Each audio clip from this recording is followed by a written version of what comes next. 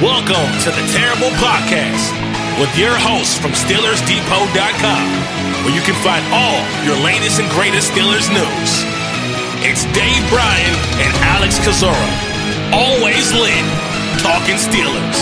And now, here's Dave and Alex.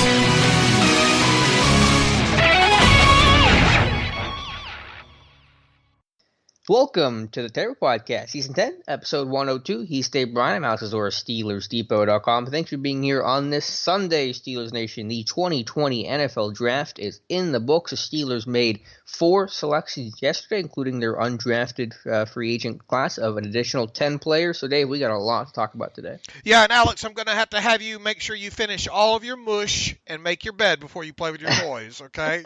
All right. Santa I was okay this year, I guess. I wasn't the best boy because I didn't get everything I wanted for Christmas, but that's how Christmas goes, I guess. Yeah, Santa has to make sure every once in a while you get a pair of socks and a pair of underwear, you know. Santa's also a Baltimore Ravens fan, apparently. Absolutely.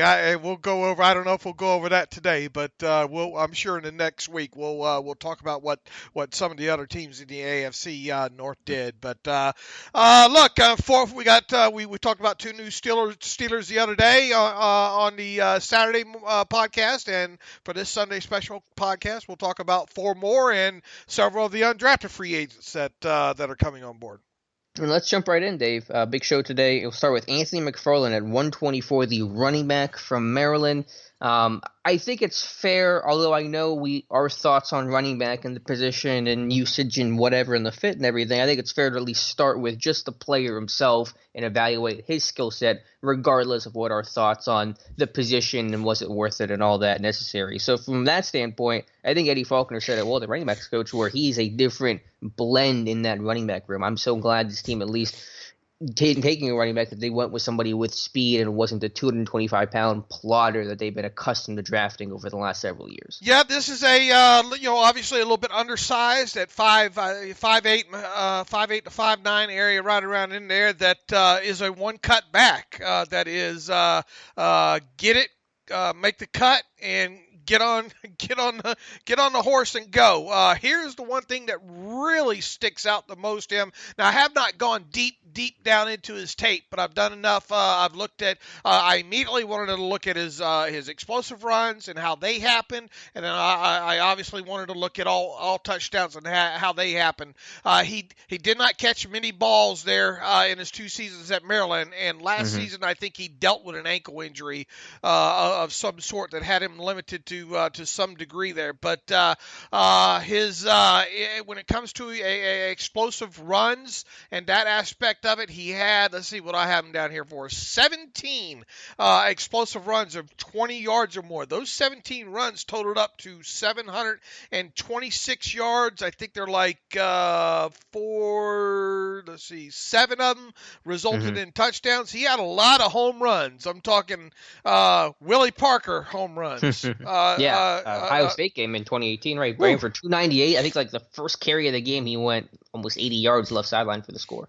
Yeah, he went, 81 in that game, and he also had another 75-yard touchdown in that game as well, too. I've done, and I'll have a contextualization for folks going up today on those 17 big runs, but they're so hard to evaluate, Alex, because of the fact that he's got a little bit of crease there. In a lot of these runs, and he's not, most of them he's not having to break much of tackle attempts, and not even seeing a lot of first contact on these. I mean, I've got a lot of NA in those 2 columns, and that means not available because there was no first contact, no broken tackles. A couple of these things he went to the house untouched on after really just making one cut and going. So there's the speed factor. There, obviously, what did he run? 4.44. The Moses Malone. That shows he actually runs faster on tape than a 4.44. Yeah. In my opinion. But he is he's a scat back. You think about kind of the scat back type, and Sure. he does give them a little bit different in that arena as far as the running style goes.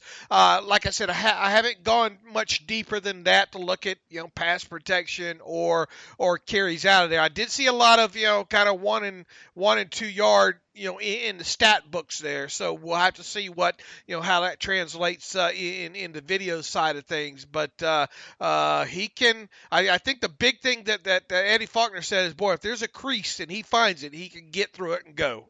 And the running game desperately needs that element. Over the last 3 years, they only have 25 runs of 20-plus yards. You just mentioned explosive runs with McFarland. Steelers' offense run game has been lacking that. That's 30th in the NFL, 25 runs of 20-plus yards over the last 3 seasons. So McFarland's going to bring that juice. Obviously not going to be a feature back, and trying to determine his role immediately is a bit murky right now. But like I said, just a different blend, a different style. Similar to Kerrith White. Obviously, we got a glimpse of kind of what that style was like last year. McFarland's obviously going to make the team. White spot's very much in jeopardy right now, but to that point, just someone that can hit the home run. And yeah, he didn't break a lot of tackles in the tape you're watching, but that's because he wins with speed and not with the Benny Snell run through you mentality. You have someone who's going to run around and run past guys as opposed to going through, and that's refreshing in the backfield. I think the only real contact kind of thing that I saw with him as far as absorbing contact and getting through was on one of those was it one of those runs against Ohio State where he got contact about? No, I think it was a run against Indiana.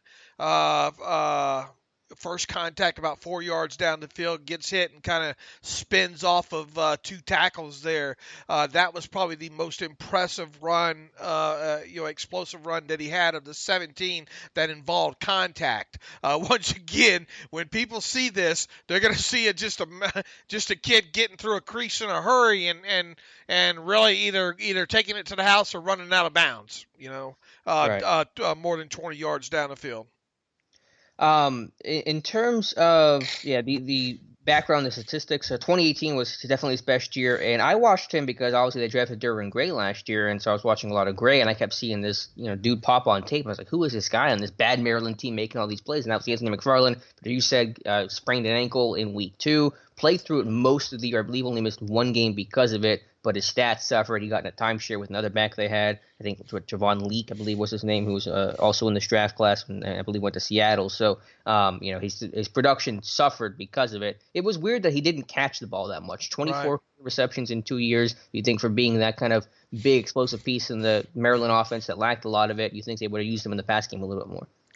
Yeah, and you would think even on the passes that he did catch, there would have been a little bit more results to it. I think only one of those was an explosive play, and I think that one came against Syracuse down the left side there.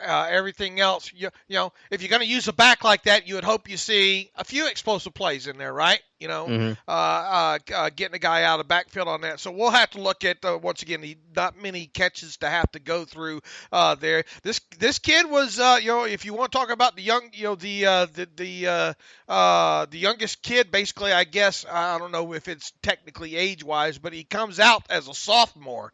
Wow. So is he 20, 21? I'll have to look and see what his age says on this, but and I know there are reports out there about him and maybe being not the best kind of locker room guy, because I think that came out of a report by Bob McGinn, that yearly thing that he does and talking to the scouts and all, but I'm not seeing that backed up on any other scouting reports or anything like that. The thing is look, Matt Canada knows this kid, so from his time a couple years ago at Maryland.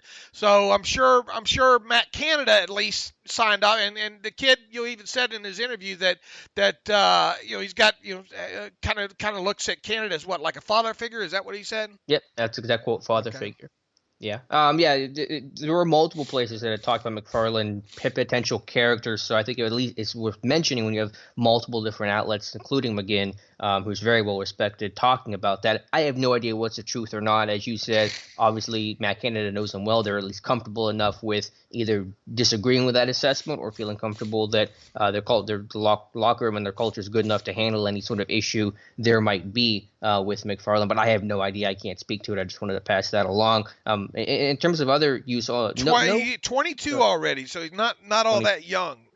Did he just turn 22? March 4th. Okay, so yeah, I mean, fairly young. I mean, a little older than I guess I would expect from the underclassman. But anyway, he don't have any room to come in and play and be a Dree Archer. Right. Yeah. Not a Dree Archer. Who was the other kid out of Florida? Chris Rainey? Yeah, Chris Rainey. Right. He doesn't have any room to come in and do that. There's very limited room for error, even though he's a draft pick and all like that. Very, very limited room for error. It's too bad that he doesn't bring anything else kind of in a, because I look to see, does he have any kick return or ability? But it looks like what he is what you get as far as a kind of a one-cut running back. Well, it's interesting. You're right. He's got like one kick return in his career. I think he came against Michigan State last year or 2 years ago with like 2 minutes left. They put him back there. I wonder if the Steelers could use him, and that's uncommon because, Tomlin's old saying, if you didn't do it in college, you probably can't do it in the NFL. But in 2018, McFarland was their starting running back, and so I understand not wanting to use him as a kick returner then.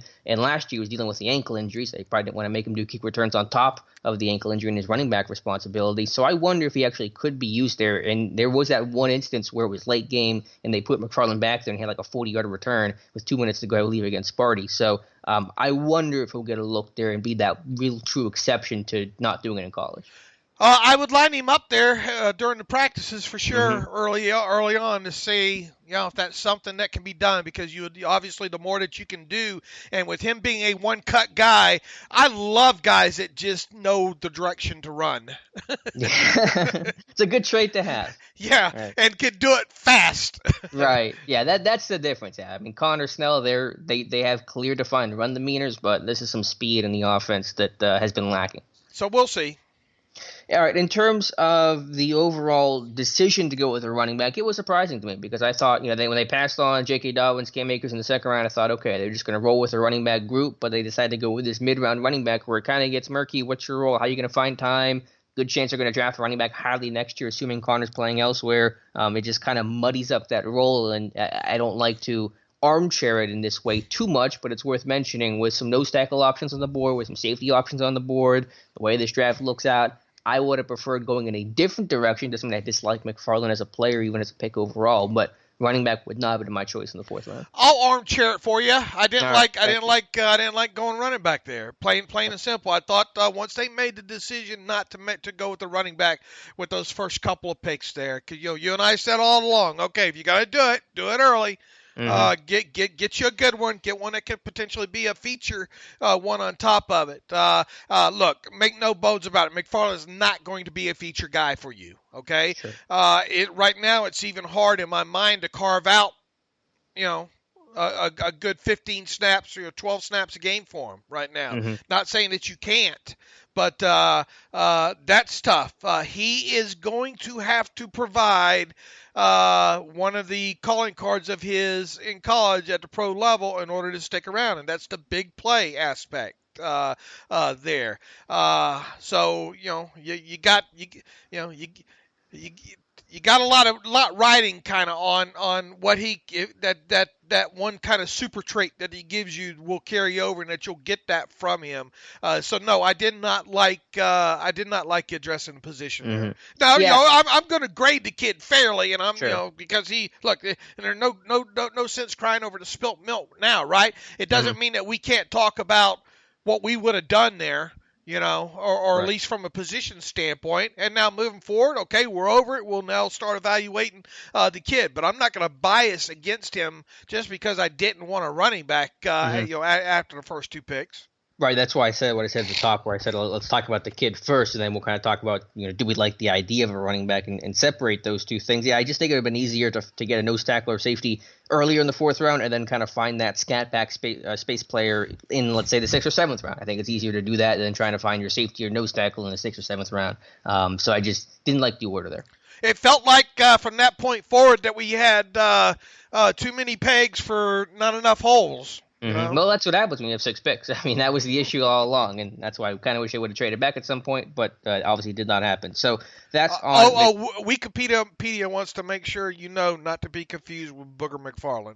I don't think it'll be hard to do. Thank you, Wikipedia. All right, let's move on to the other 4th-round pick at 135, Dave. This might be my favorite pick in the entire draft. Kevin Dotson, the guard from Louisiana-Lafayette, the Raging Cajun. Last Raging Cajun Steelers drafted was Ike Taylor. This dude is a mauling run blocker. You kind of stole my bit there. Yeah. As far as the day 2, of all the selections that they made in their final 4, I think this one is my. Every time that we've talked about interior guys, I've talked about. Well, I don't like the way that guy moves. I don't like this. Can he move? That kind of thing. You know how I am about guards on the move. Yep. I love it. I a lot of times I might need showers after watching some of that stuff because I love to watch the old school guards on the move, power running. Now, why didn't we talk more about Kevin Dotson? Well, as you hit on several times, you don't go to the combine. Usually the Steelers don't draft you. And that's what made this new. Now, was he one of the primary combine snubs this year? Absolutely he was. And it's hard to find a reason why he wasn't invited to the combine this year. The thing, and Sean Surratt said this after the selection, and the thing that grabs you the most when you look at his tape is he moves people. He's a people mover. Yep. And I don't know how many times Sean Surratt said that during his short teleconference with for the team after the selection yesterday. That jumps out to you on tape, as does the fact that he can move people. Now, there's all this stuff. Who's the former offensive lineman that analyst? On Twitter, Jeff Schwartz, right? Jeff Schwartz saying, obviously the brother of Mitchell Schwartz, saying this might be the best offensive lineman in this draft class here. That little hyperbole there, and even PFF calling it, probably one of the, or I think they said maybe the highest graded run blocker in this draft class. I get all that, okay, but there was a reason that this kid was not invited to the combine for some reason there, and that's our goal, is to try to find that. Now, he's not perfect in the pass protection side of things, for sure, and there's times where he'll kind of lunge, I think, in the as a run blocker. But for the most part, for a large portion of his tape, when it comes to the running game portion of it, there's not a lot not to like when it comes to him. He is a classic Steelers guard, and he 50 something now. 50 something starts at 52. At Louisiana-Lafayette, so he comes in highly experienced at the college level. Now, I went back, tried to look into some of the old tape to see if I could spot any left guard or anything else in there, and I could not. Okay, so he comes in primarily a right, or genuinely a right guard guy. And now the question becomes, can you move him around, and what else can he do for you? And Sean Surratt says, look, and even Kevin Dotson says, well, he's fiddled around with some center stuff, but in no way, shape, or form is he ready for any of that. And I think we got a couple of hints that he'll get a chance to maybe work some at left guard to see what he can do there. But as far as a right guard goes and his college tape goes, it's hard not to get excited when you watch a couple of those Louisiana-Lafayette games. Sure, a lot of fun. He's going to have to play left guard. He's not a center. He's a center the way that Chris Hubbard and Matt Fowler are centers. Right. Like in absolute emergencies, I'm sure not going to be his primary position. But this dude is just a mauling one blocker. The leg drive, the finish, the intensity, the leverage, pad level, the burst off the ball is pretty impressive for a dude of his size. Just that overall mentality. He feels like a Steeler. He talks like a Steeler. He's a Steelers fan. He's going to fit in really well with the culture of that locker room and in Steelers Nation. In pass protection, some issues laterally. Being able to he gets over aggressive in his pass set sometimes, and he wants to punch, like you said, and kind of lean forward, and it causes him to whiff. But as a run blocker, this dude is excellent. The first or education to be named first team AP All-American in the school's history. And it was absolutely deserved. So big combine snub, absolutely. This was the first non-combine player drafted in the entire thing at pick 135. And I'm shocked that Pittsburgh did it. It is the highest non-combine draft pick of the Mike Tomlin era, which is another surprising and a little interesting fact. So they really stuck their neck out for this kid, but they said they FaceTimed him in the pre-draft process. They liked him. Charette said he could not find a bad word about him at all, talking to so many different people. So this is a really good pick.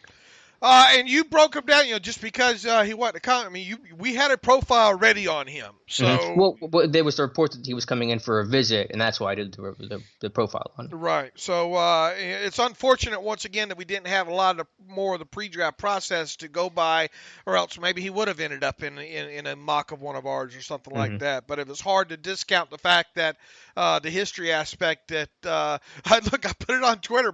Kevin Colbert trading first-round picks and drafting non-combine invites. We got cats and dogs playing with each other now. But when it comes to the player, though, I view him as a ceiling player. In other words, he's what he is. I think is what now you just got to kind of refine what he does. Well, I think he has the talent to start in the NFL. Not this year, but by next year, I think he could start. Well, I would hope so. If you're gonna spend and fourth round gets into maybe this kid can start, maybe not. But based on kind of what the need is and what we kind of think you'll have walking back out the door or not have on this team in 2021. Yeah, you'd like to think that this is potentially your new starting left guard here. And a couple other little Steelers connections, because again, there are just so many connections with all these picks here. On day 3, he had an uncle, Alvin McKinley, play in the NFL for several seasons, including with the Browns in the early 2000s, where Keith Butler served as a linebackers coach there with Cleveland. And also apparently Carl Dunbar's son, Carmichael, had played for Louisiana-Lafayette. They were teammates in 2015 and 2016. And so, I guess that was kind of also a little inside information on the person that Dotson is. So apparently everything checks well from the hearts and smarts and character aspect of things. And on the field, this dude is a nasty people mover. Yeah, part-time bouncer, I think, right? Yeah, I heard that story, right? And yeah, I would not want to have that guy mad at me. Yeah, he is a guy that I think nice guy when you talk to him, but boy, when you get in between those white lines, I bet he can be. He comes off has got that nastiness to him in between the white lines. So yeah, I really like this pick for what it is and what it can become. And now we'll sit and wait and see what happens with him. But his positive highlight cut-ups sure are exciting to watch. His nickname should be the windshield, because he's just collecting bugs as he moves down the field. Like, he is just picking people off and has a lot of fun doing it. Exciting. Well, you know what they called him and his counterpart Hunt down there, the Bayou Bullies. Oh, really? I love that. Yeah, Hunt was drafted, in the second round, I think. So, yeah, both those guys. I mean, hats off to Louisiana-Lafayette and that program, because they got a couple of good ones in the NFL. Okay, so Steelers had a long wait from pick 135 to pick 198 in the 6th round. They finally addressed safety at 198 with Antoine Brooks Jr., the other Maryland player, the safety. And so Matt Canada, I think, was driving this draft class. For a while I thought Dino hacked into the old man's man's computer there, helping his Maryland buddies out there. But all right, look, we thought that this team could use maybe a safety / linebacker hybrid potential type kind of player there, and they got him one. Not the one that I foresaw them having the chances to or liking or go after really, but they did get that kind of player. So what, I haven't gone that deep into him yet. You obviously have, because you put a report up on him up on Steelers Depot this morning. So I'll turn the floor over to you. Yeah, this is a player we unfortunately did not have a profile on in the pre-draft process, but there was a report up this morning on Steelers Depot, also one on Carlos Davis, the 7th-round pick we'll talk about in a second. Interesting body type at 5'10 and a half, 220, a really thick build. The dude's got an intensity, a physicality, definitely plays with an edge. I would consider this whole draft class edgy. A lot of these guys just play with a chip on their shoulder. He's a physical guy. He wants to tackle. He wants to get involved in the play. High-energy kind of dude that loves to see teammates succeed and just kind of wears his emotions on his sleeve.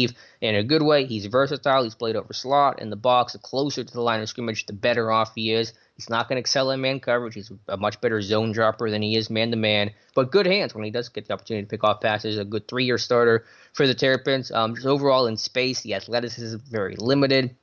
He's got some hip stiffness and tightness. The straight line speed isn't great. Duvernay beat him for a long touchdown, 39 yards in 2018 against Texas. I want to see him improve his aiming point as a tackler in the open field. He tends to go a little too low. I just want to see better technique overall as a tackler, but the 1-2 and physicality is certainly there. So somebody that's going to kill it on special teams immediately, potentially carve out some sort of sub-package, big nickel kind of role, and potentially, I think, down the line, he might be a better fit as almost a full-time linebacker doing the Mark Barron conversion as opposed to playing safety. Yeah, and that's what came off to me after watching a little bit on him and listening to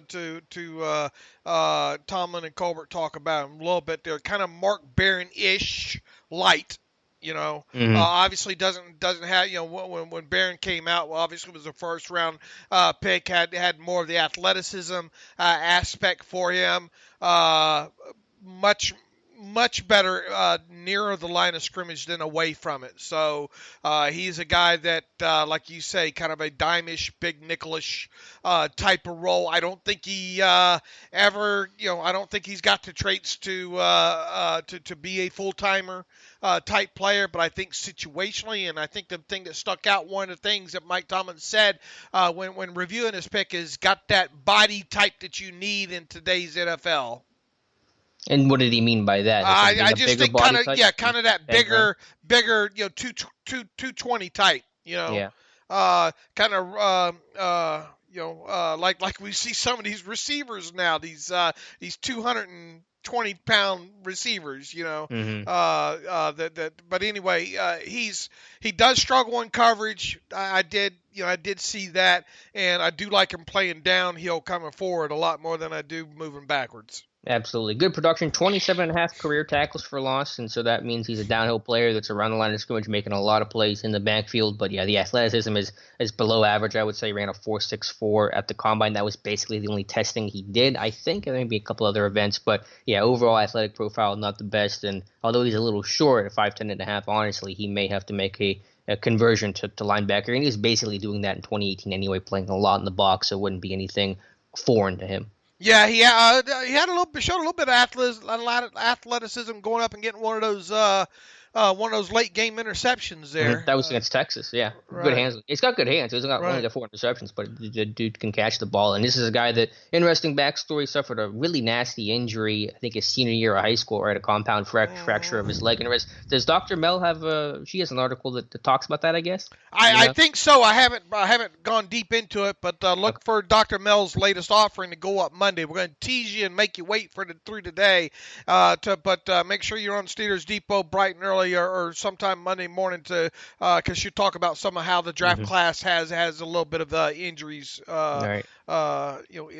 related to them. But Brooks had apparently his foot was really, really gruesomely injured, and I think he was on the field for an hour until the ambulance took him away his senior year, and he was in the hospital for a while, almost quit football, but didn't want that to define his football career and quit because of an injury, and made the grueling recovery back, and kudos to him, and he's been healthy ever since. So yeah, a guy that plays with an edge for a lot of reasons. I'm sure kind of that physicality and that fearless nature is just because of what he's been through in his experience, and the dude's going to be a big help on special teams, and that was another element of this class. You lose Johnny Holton, Nix, Medikevich, even Chicolo, as much as we don't like Chicolo that much. He was a core special teams player and a pretty good one.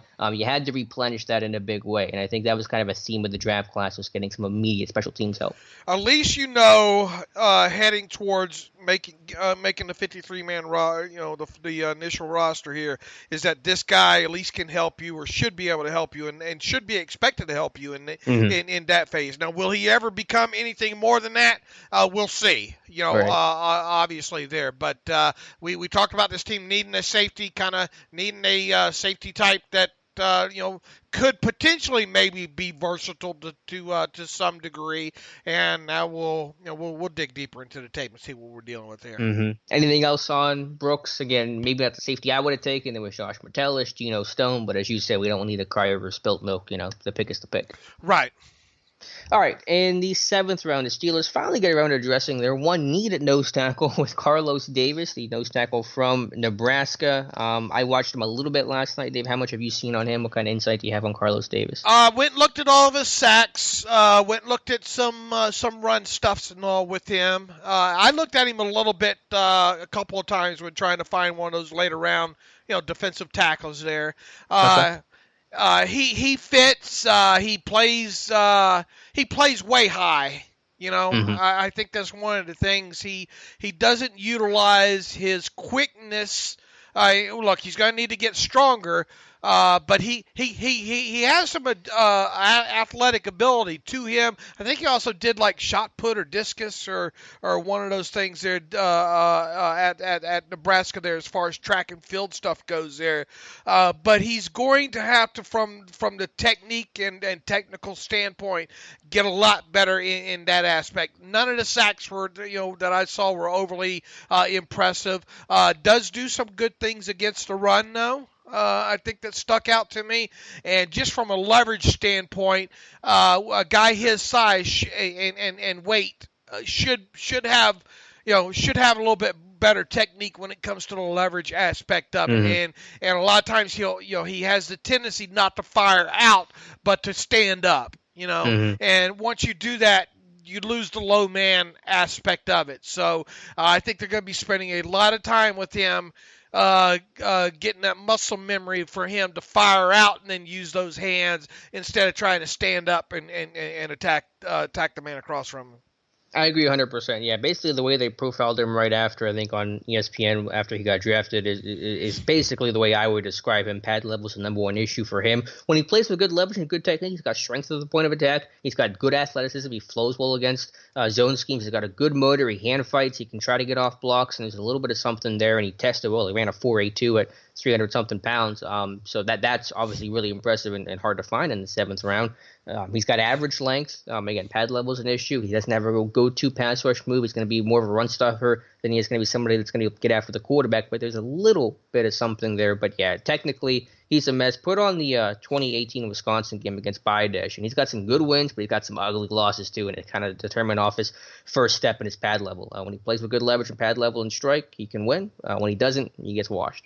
Yeah, and he is a guy because of while he's not ideal kind of length body-wise, though, and I think Colbert and Tomlin did a good job of kind of pointing this out. Look, they don't use a lot of base nose tackles, right? We that's been a big discussion, I think, even on our site throughout the pre-draft. Do they really need a true defensive tackle? Well, you got to define that. What do you consider a true nose tackle? Do you define that as just a guy that's going to come in base 3-4 Okie looks, which they 30% of the time still use and also play obviously in some goal line situations there when you have that heavy 4-man front up there. But what else can he do other than that? He's got to be able to provide some sort of versatility. Not a lot because you hope to not get in a situation where you're in sub package and he's one of two guys up front rushing.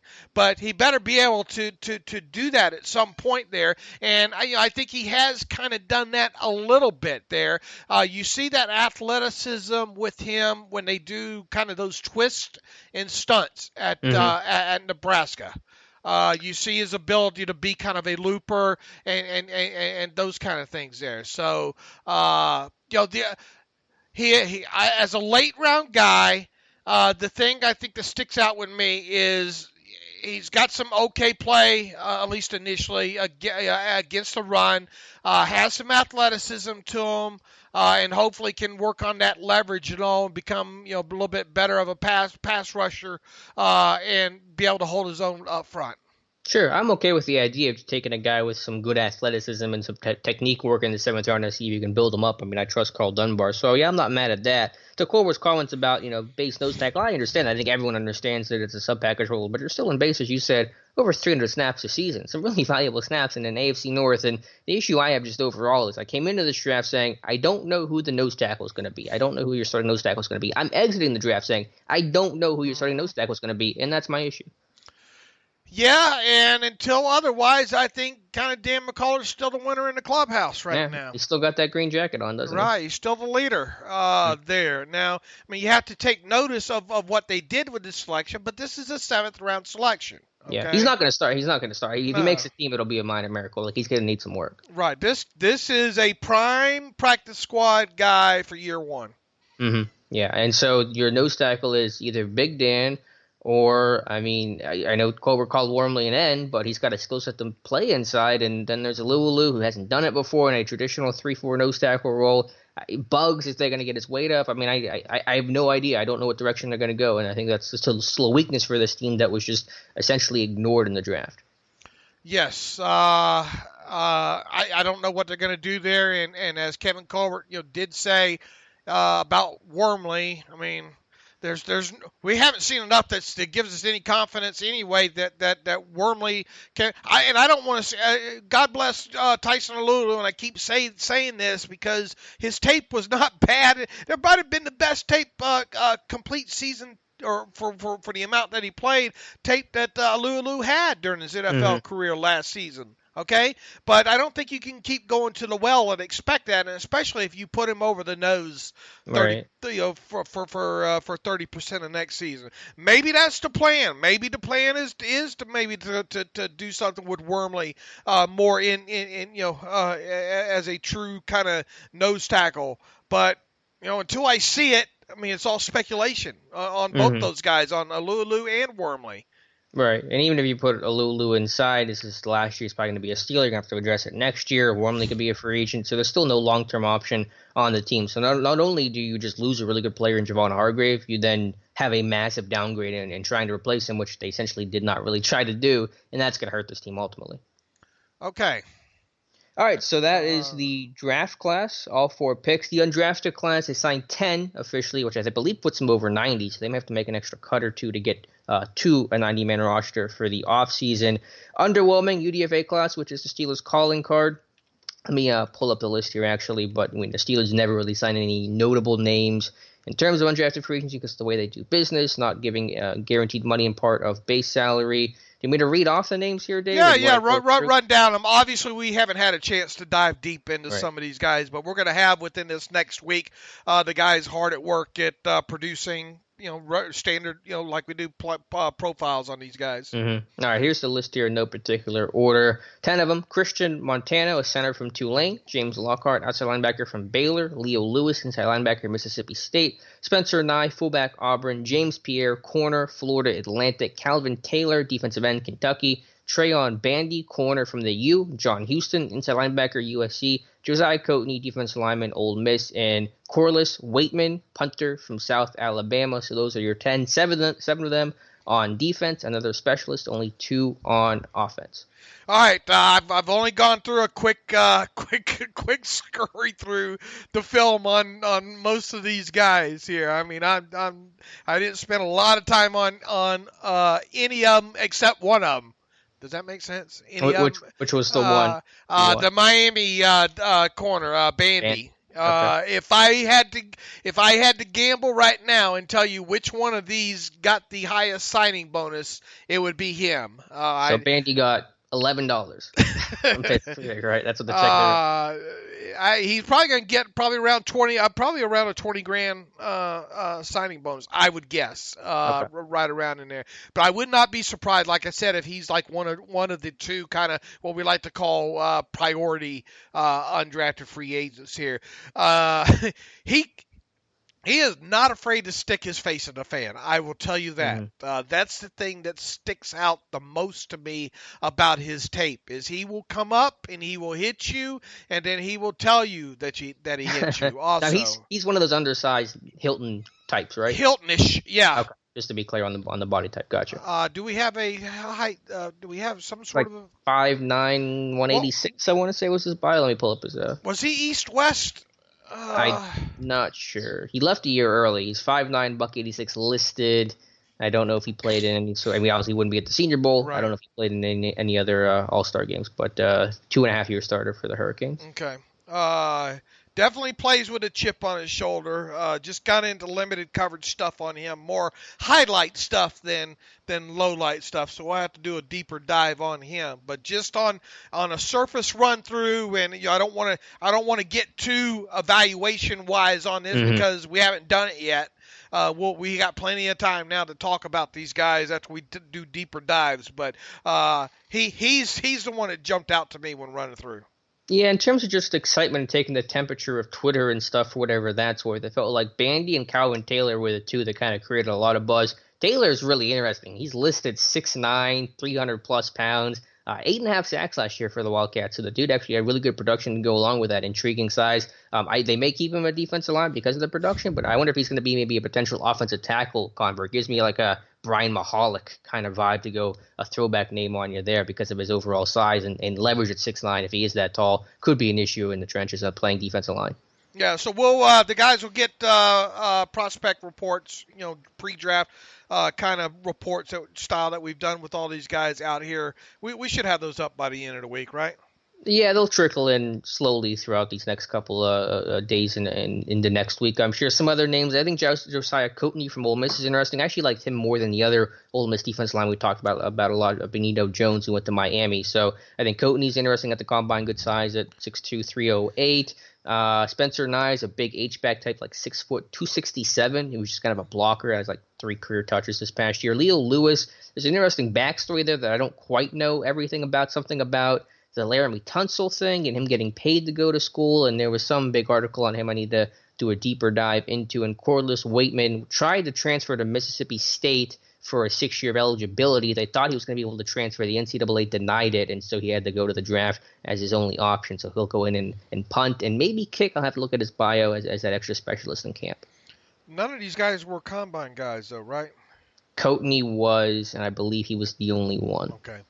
I'll have to double check. Maybe Leo Lewis. I'll have to go back and look. But I know Josiah Coatney was at the combine. So that's the undrafted list. And so that is your draft class. And so in addition to Chase Claypool and Alex Highsmith on day 2 of the draft and the 4 we mentioned on day 3, just what are your overall takeaways of this draft class? I'm yawning. No. That's not a good start for the evaluation. The thing that jumped out to me, I think the most was, look, we had talked the other day. I'm not surprised they went wide receiver edge. I have no issue with that. Here's to hoping Alex Highsmith can take that next step with him. Claypool down. We talked about what he is. I have no issue with that. The question comes in there with that third pick. McFarland. That's where the big question marks start. I think you could have got a better safety, a guy that would really give you potential to be that flexible safety type guy there. I think you could have potentially gotten you a starter or a defensive tackle, nose tackle type, much higher quality one at that point there as well. Especially when you followed it up with one of the better guards in this class in Dotson there. I think initially for a while I'll look back and wonder about that selection of McFarland there. Mm-hmm. Yeah, the class was fine. It wasn't the best. It wasn't the worst. It was functional. Like I said, this is an edgy class with a lot of guys with good stories. Alex Highsmith, a walk-on. Antoine Brooks coming back from that injury. McFarland's dealt with a lot injury and also just playing that Maryland program in general, all the ups and downs that they took there. So yeah, it was in a class where again you wanted to be more risk adverse and get just solid guys and guys that weren't going to flame out. I think that kind of felt like their approach. A lot of seniors. I mean, only one underclassman, that was McFarland, so it kind of felt like they wanted to go with more known guys that they could evaluate a little bit easier, project a little bit cleaner to the NFL. So the only downside is that the rest of the AFC North just absolutely killed this draft. Like Pittsburgh's 4-4 in terms of draft classes, and I mean Baltimore, Cleveland, Cincinnati, I thought hit it out of the park this weekend. Yeah, especially Baltimore. I really liked. Why does it just seem like sometimes this is Ravens Depot? It really does. When it comes to pre-draft. A lot of guys that I end up liking and you end up liking somehow find their way to the Ravens there, it seems like. There. I thought they really – and look, they got a little bit lucky with some guys dropping right in their laps, But, you can't hate them for that. But, yeah, most definitely Duvernay, golly, Queen, who is some of that? Geno Stone. Yeah, Geno Stone. They just got a lot of guys. They got You talked quite a bit about Matabuke through the pre-draft process there. So, and look, Cincinnati nowhere but up, when it comes to them. And I thought Cleveland did some good things as well too. So we'll go more in depth and talk about them as the further that we get away from the draft here, obviously. But here's the thing. We kind of said going into this, we felt the Steelers might stay more on the safe side here. This draft certainly does feel like guys that they knew safe. Only one underclassman, right? Right. In McFarland, so guys that they knew quite a bit about. Look, Kevin Colbert been back and forth to Notre Dame enough that he knew who Claypool was. They thought Claypool might come out last year, and he didn't. And Tomlin was there for our Kevin Colbert. I think Tomlin too, for that matter, was at the Notre Dame pro day, and we talked about him being there. I know quite a bit, and because we thought maybe Boykin or who was the corner, Love. That they were there to potentially see as well too. And then you talk about a couple of the Maryland kids. I'm sure they had great insight into on top of it. Who else? Highsmith is a guy that they really viewed as liking coming off of his coming out party season there. So just all around it feels like a very safe draft class. Yeah, Highsmith, Dotson, both at the Shrine Game. Steelers had coaches there. Denzel Martin, assistant coach, coached Highsmith, and Blaine Stewart knew Dotson. He was coaching quarterbacks, but still obviously around Kevin Dotson. So guys that they knew, guys they felt comfortable with. The caveats is that obviously with only 6 picks and one in the top 50, one in the top 100, it's hard to have a great draft class off of just that. So understand that is that it was hard to really feel amazing about this class because you didn't have the draft capital that Baltimore and Cleveland, Cincinnati obviously had.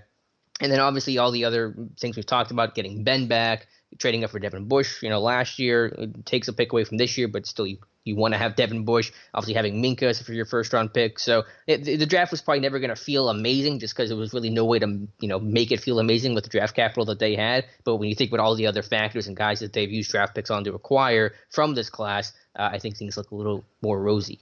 Yeah, just one out of the top 100, so that needs to be highlighted.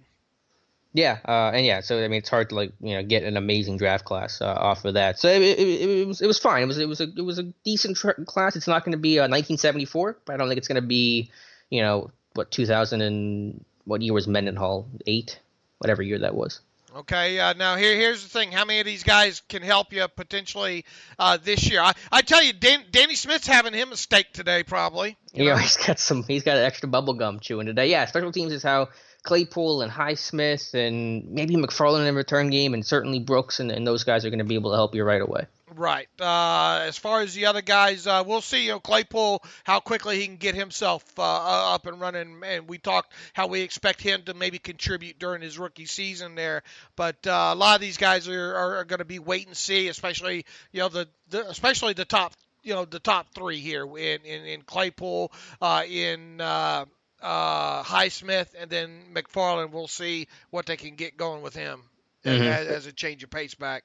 Yeah, but at the top there is upside. There's upside with Alex Highsmith. There is upside with Chase Claypool. So I don't want to pretend like all these guys are just low ceiling, high floor type of guys. At the top there is legitimate upside there with both Claypool and Highsmith. Well, I think McFarland's already a ceiling guy. I mean, one cut back. Unless you're able to get something out of him from a return aspect that you didn't expect that you would get. I view McFarland even as an underclassman type as him being a ceiling guy, and I do that with most running backs anyway.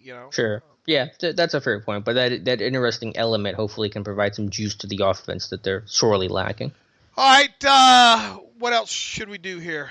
I think that's about it. I know we're getting close to winding down the show. We'll be back tomorrow. Obviously, I do want to mention, by the way, Steelers Depot had its best day ever yesterday. Unbelievable. Ever. I mean that literally ever in the 12-year history of the site. So thank you guys so much. It was an amazing draft weekend. I appreciate all the feedback and tweets and comments, and the community that we have in Steelers Depot is amazing. So thank you guys so very much. And thank you for our contributors as well, too. I mean, the thing ran like a fine-oiled machine throughout this thing, and that includes the Steelers Depot hamster as well, too. Did amazingly well for the site traffic and all like that. So kudos to, of course, Matthew Marksey, the the main cog inner working of this site here, and then Alex, obviously great job throughout this process.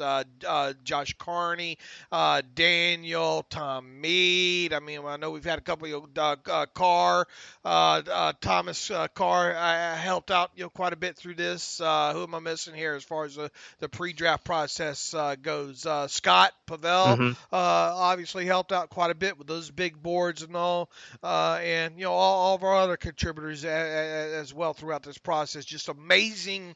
It floors me to have such a great group, be surrounded by such a great crew that we got. Yeah, we are very lucky. All right, Dave, I think we should wrap up the show and get after it tomorrow. We'll go through Tomlin and Colbert's comments, reader emails. Of course, we'll get tomorrow, kind of a more normal show, and kind of maybe dive some deeper into the tape this afternoon. Right, and we'll get deeper into some of these guys, and after we let us go a little bit deeper first, and then we'll have Dave T back on and get kind of his thoughts, and maybe have Josh, Tom, and Daniel on to maybe talk about the guys that they that were drafted by the Steelers that they did the profiles on. So anyway, that give you plenty. We'll keep you busy over the next couple of weeks, we promise, with these podcasts. So in the meantime, you can follow me on Twitter at Steelers Depot. Follow Alex on Twitter at Alex_Kozora. Follow the show at Terrible Podcast. Email the show, theterriblepodcast@gmail.com. If you like what we do and you want to donate to the cause, and you think we deserve it, go to SteelersDepot.com, hit the PayPal button up right navigational bar to donate securely. Also, if you want an ad-free version of the site, please go to SteelersDepot.com